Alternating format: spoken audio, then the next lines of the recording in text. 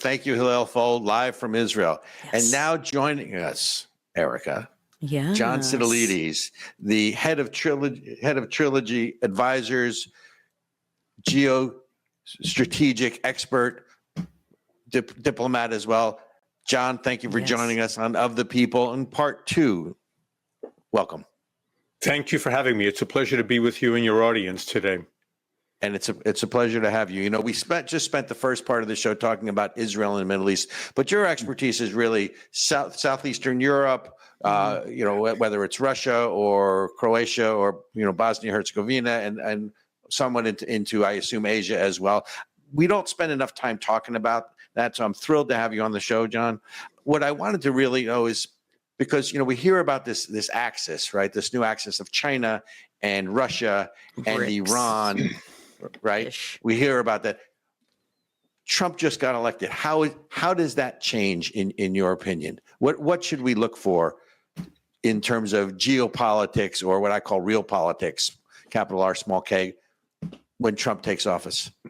Well, sort of the same thing, because geopolitics sometimes is misconstrued as the complexity of international relations. And what it really comes down to is the immutable impacts of geography on the decisions that leaders take, whether they're the leader of the Chinese Communist Party in Beijing, the leader of Russia in Moscow, the leaders of Tehran, of Iran in Tehran, but the impacts of geography, neighboring countries, and features that determine and shape those decisions. So let's break this down. You ask a very important question, and let's look first at the two hot wars. When we are looking at Ukraine, we see very much that Vladimir Putin made very clear, whether rightly or wrongly, from our perspective, that Ukraine's membership in NATO was a red line that the West and NATO should never cross. And for 15 years, the US and NATO kept pushing Ukraine's membership in NATO.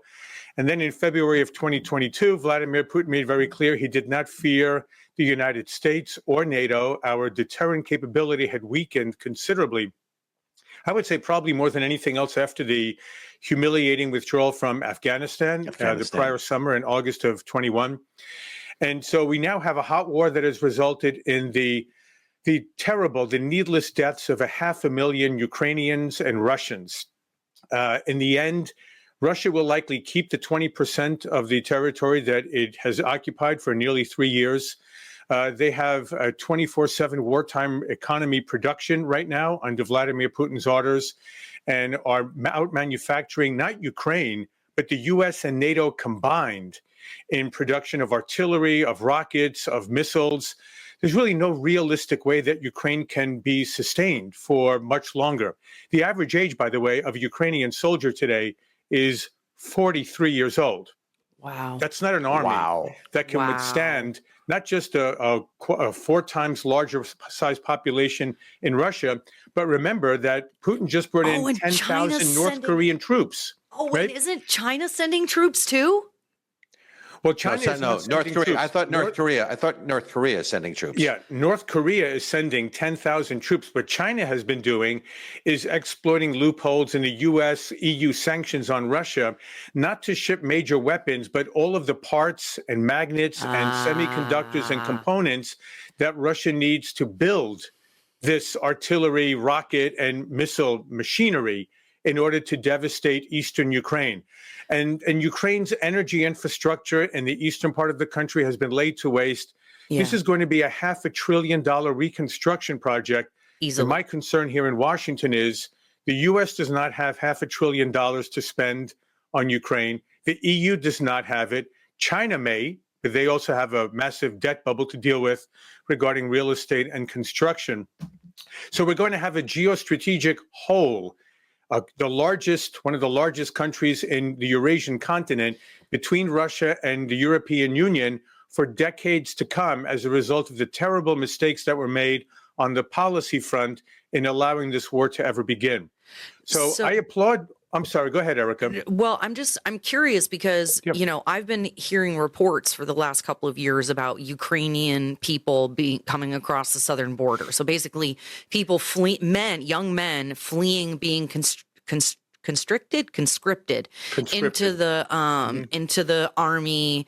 And I'm like, So we were so worried about Ukraine getting into Russian hands that I guess we were cool with like destroying it and killing 500,000 of their people. Like, Well, how is that a better idea? Yeah, it seems that the thinking in the administration, the Biden administration early on, was to exploit the divisions between Russia and Ukraine, to arm Ukraine, to weaken the Russian military. And I think we completely underestimated both Russia's military strength and also its financial durability and resilience. In some ways right now, the Russian economy is actually overheating because of the wartime production scale that Putin has ordered. And keep in mind one more thing for the two of you and for your audience. One of the things that we have omitted in understanding Russia, it's very much a commodity superpower. It not only ships oil and gas and coal to Europe and to other markets, it also ships timber, diamonds, natural resources, critical metals, rare earth elements, fertilizers, and foodstuffs to help feed billions of people in the global south, which is why most countries in Asia, Africa, the Middle East, and Latin America have checked out of the US-led sanctions regime on Russia. So they've been relatively ineffective sanctions. Ukraine does not have the wherewithal to continue to defend itself. And the US has already obligated $175 billion for Ukraine's assistance over the last 3 years. And I think most taxpayers are asking, how much more support can we provide for Ukraine when we have so many problems here inside the United States? That's right. That's right. So let me ask you a question this way, John, because that is, there's so much that you touched on that we can sort of go off on tangents in terms of conversation, and we don't have. I wish we had more time, and we'll go through these. But here's my question: two things. Number one is, Eric and I talk about this a lot, and we have said from the very beginning.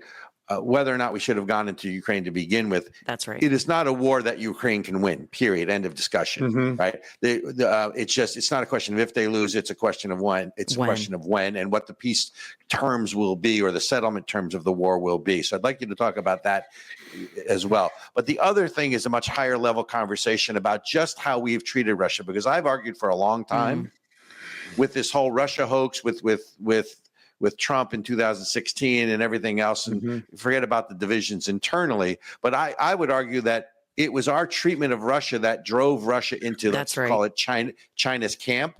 That Russia, and my guess is that over time, Russia will actually maybe come out of that orbit a little bit, and that might actually help us get a little closer to Russia, because yes, he's a strong man, yes, he's a dictator, but didn't we in some way drive Russia into China's camp and help create this new axis by, I would call it, effectless foreign policy?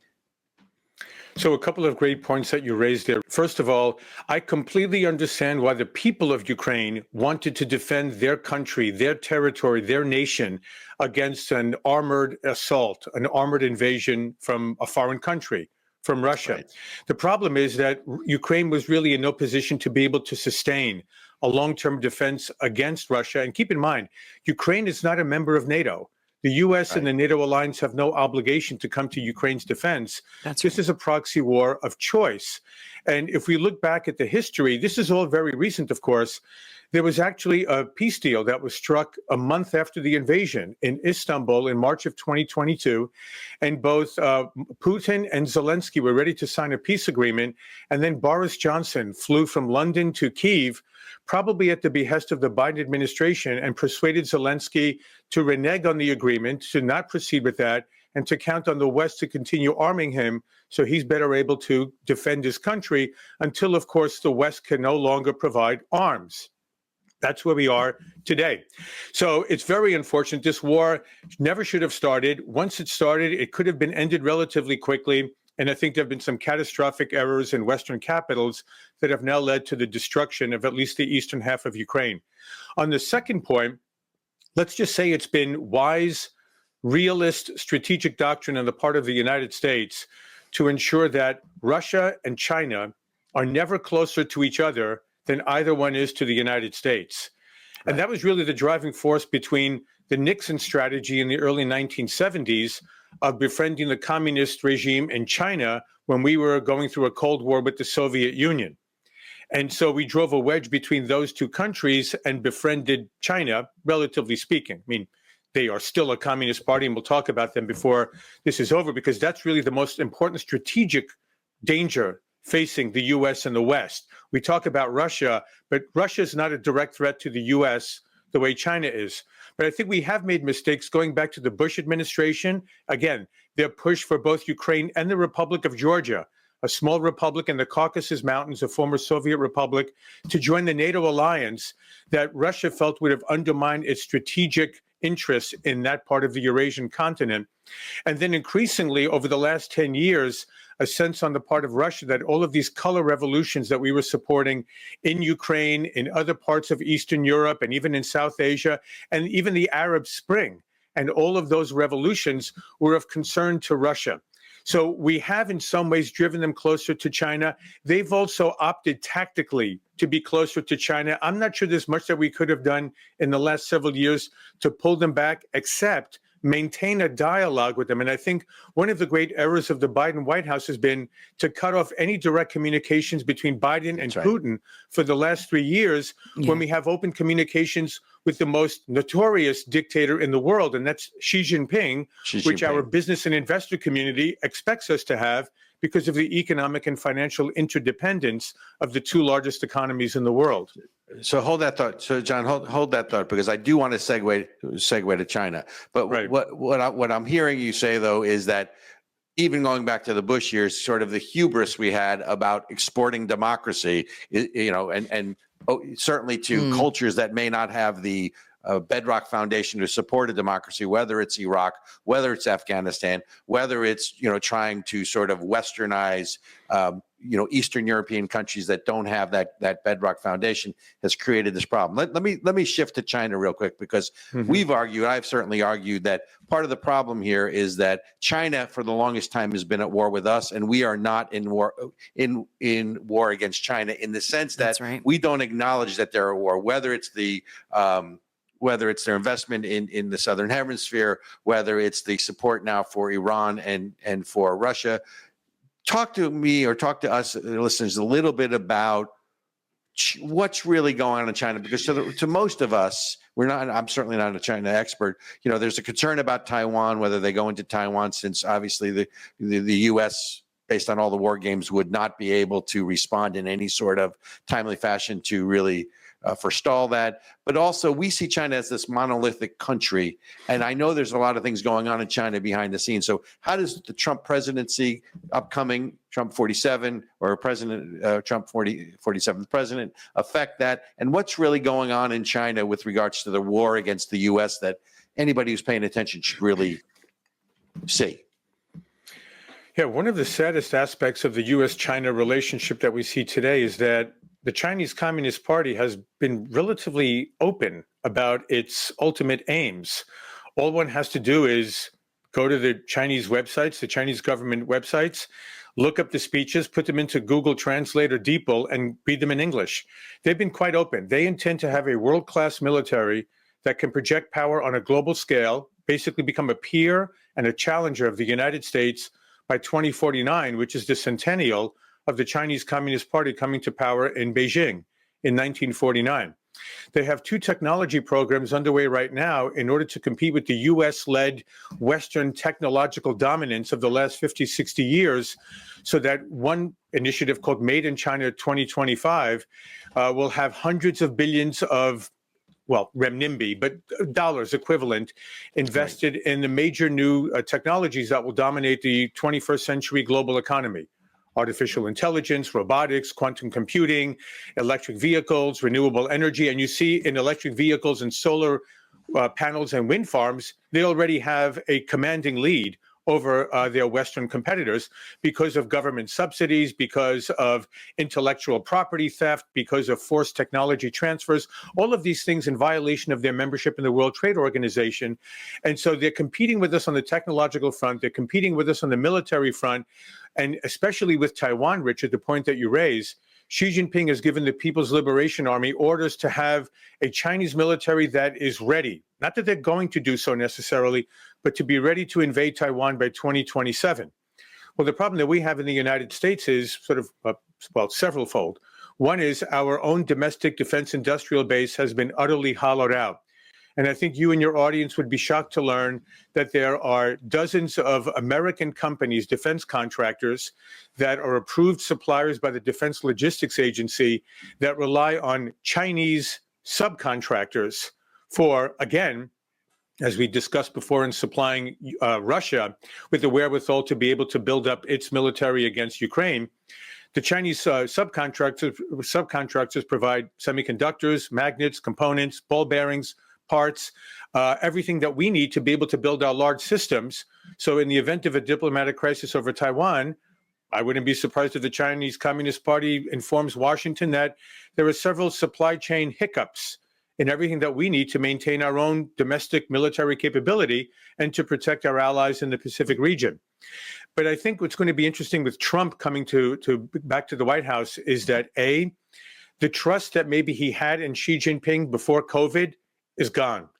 And I think the way that Xi Jinping betrayed not only Trump's trust, but that of leaders around the world, knowingly infecting the entire world by allowing for international flights from Wuhan around the world as late as January and February of 2020, when the Chinese authorities knew that a pandemic had been unleashed within their own country, to ensure that China alone doesn't suffer the consequences of COVID, means that personal relationship is tattered.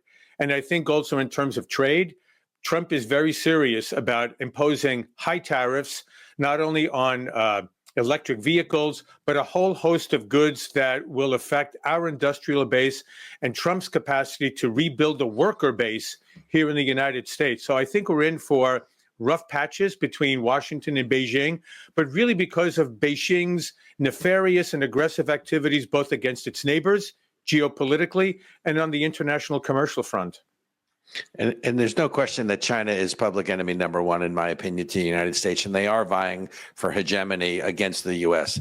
Anyone who's looking at that is, has to see that. I guess the thing that concerns me, John, and you touched on it as well, is the supply chain, and it's not just the those kind of parts. It's the commercial off-the-shelf software that China has in this country. It's the supply chain on medicine. It's, they bought, they're buying up into not only farmland here, they're buying up manufacturing. There's a large pork producer. There's just so many things that China is sort of insidiously sort of inserting themselves into the U.S. economy. That's a concern. Not to mention all the underground Chinese police bases and the spy balloons floating all over the country and all the other stuff. One more thing, so that we would be remiss if we did not mention what they're doing to destroy American society from within by the export of fentanyl precursor materials and pharmaceuticals to the Mexican cartels. The Chinese government controls everything that goes in and out of that country. They could shut down the fentanyl operations today if they wanted to. They have chosen to destroy us and corrode us from within and to sow division inside this country, as you correctly note, Ericka, through social media, through a whole host of other nefarious operations. Yeah, and it's like it's not hidden. They're not hiding it. No, they're not hiding it. This feels like a hot war just because there's not, tanks and soldiers. I don't know how this isn't war. Well, it's non-kinetic so far, and we pray that it stays that way. I don't think any sane person wants to see a war between the United States and China, which would be catastrophic for both sides. But as an American, especially concerned about my fellow Americans, but I would say this is very much a cold peace. And this is probably going to stay this way for quite some time to come while we try to address two hot wars, the Middle East, of course, and Ukraine. And we haven't even touched on a number of wars in different parts of the world that may not be of strategic consequence to the U.S., but let's not fool ourselves. War is a condition that is taking place in parts of South America, in parts of Africa, in parts of South Asia. It's a terrible situation. Well, go through that, John. John, go through some of those. Well, if we look at the Congo, for instance, which is the largest country in Africa, there's been a war going on there for 20 years. Millions of people have been killed there, but it's a relatively obscure war from a strategic perspective. I mean, it's important now in terms of natural resources, cobalt and other rare earth elements that we need for the technological economy that drives the West and our Asian allies and our European allies. But there's a horrific war taking place there amongst various tribes. We have a war taking place between Ethiopia and Eritrea and the Horn of Africa in the eastern part of the continent. We have, of course, ongoing guerrilla activities in Colombia and Peru. And in South Asia, we still have very difficult situations between Pakistan and Afghanistan, between India and Pakistan, and even in Southeast Asia. Wasn't there, and isn't there, oh gosh, which countries is it? Isn't like Brazil trying to like take over or like invade one of the countries next to it because it's got a bunch of oil or something? It's not Brazil, Erica. It's Guyana has these massive oil reserves right off of its northern coast, and Venezuela next door has been threatening to invade Guyana just to overtake this western slice of territory and then the exclusive economic zone in the Caribbean Sea that comes with that territory in order to absorb Guyana's oil reserves. Well, and it's like you guys plundered your own opportunities. You guys screwed up and squandered your own resources. So now instead of, I don't know, taking time for self-reflection and thinking, are we managing ourselves well? We're just going to go steal other people's stuff. Welcome to socialist dictatorship in Caracas. Well, and it's interesting that you had mentioned the different things about Africa as well, because those people just don't know that these things are going on. And it's like you said, that is going to affect everything in the economy. It affects the supply chain of every single piece, your phone, my microphone, the computers that we're on. You may not think unrest in Africa or Asia is a problem, but it's coming to your doorstep eventually. And when we deal with the reality that our mobile devices and smartphones derive the cobalt they need to be able to operate from mines in the Congo that essentially use child and slave labor, right? All anyone has to do is a little bit of research on their own. Right. And it presents a moral conundrum for those of us who enjoy this exceptional quality of life in the West. But if we go back to where all of these materials come from, they're extracted in very horrific ways. And the same thing applies to solar panels and wind turbines. If one looks at the ingredients that are required to build these parts, it's not clean energy at all. It's actually very dirty, environmentally dangerous. The end product may look clean, and that's a whole different discussion about what mistakes the West is making. Basically, energy suicide because of sort of self-motivated energy poverty, when we should instead be energy abundant, energy resilient, and energy independent. I like it. John, my response to you is why let facts get in the way of a new religion? But that's exactly it. When you're dealing with the religious concept of eco-radicalism, the problem is, though, that look at what's happening in Germany, the economic powerhouse of the European Union, and it has actually entered a period of deindustrialization because of these insane, ludicrous, delusional, utopian energy policies. They shut down 6 nuclear plants. They think that a country that gets very little sunshine and has intermittent wind can rely on renewables. And they actually have had to, they've torn down a German village to excavate beneath it and extract lignite, which is the most polluting form of coal, because they don't have the baseload they need to keep their economy humming 24/7. That is government policies in Berlin.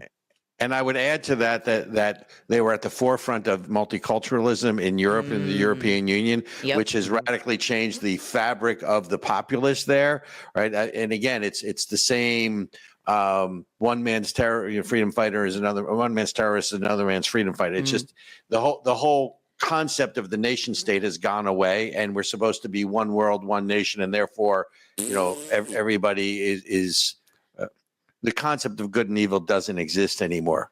Yeah. And that's, and I think that's evident in what you're seeing in the European Union. John, I want to close with you on this question, which is,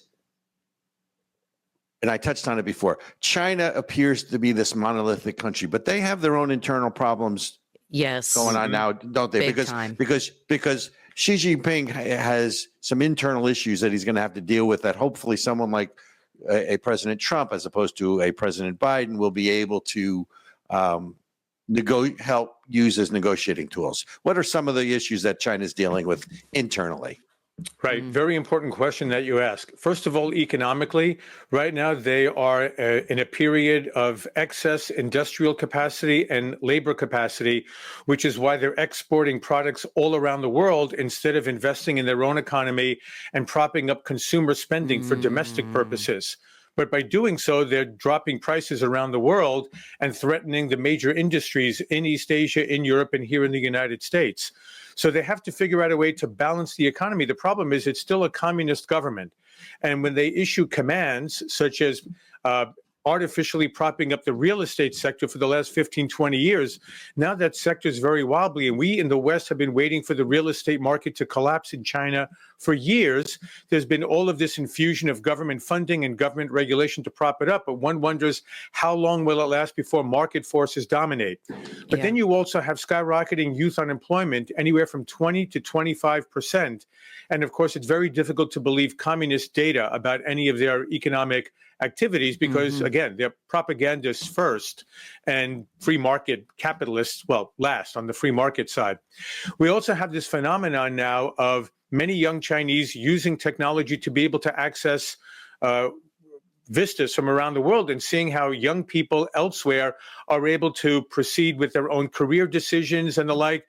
And they have this sort of protest movement of laying on the ground, refusing to participate in the kind of 6 hours a day, 6 days a week, 15-hour a day work weeks, as opposed to what we're seeing in the West. So we have that kind of rebellion taking place. We also have very much of a demographic decline in absolute terms because of the disastrous one-child policy that was enacted several decades ago. And where families are having one child, they tend to be having more men than women, boys than girls. And so over time, you will have insufficient number of Chinese women for Chinese men to marry, and they will have to actually begin importing women from neighboring countries so you don't have social unrest in the country from a cohort of millions or tens of millions of unmarried men who cannot identify wives.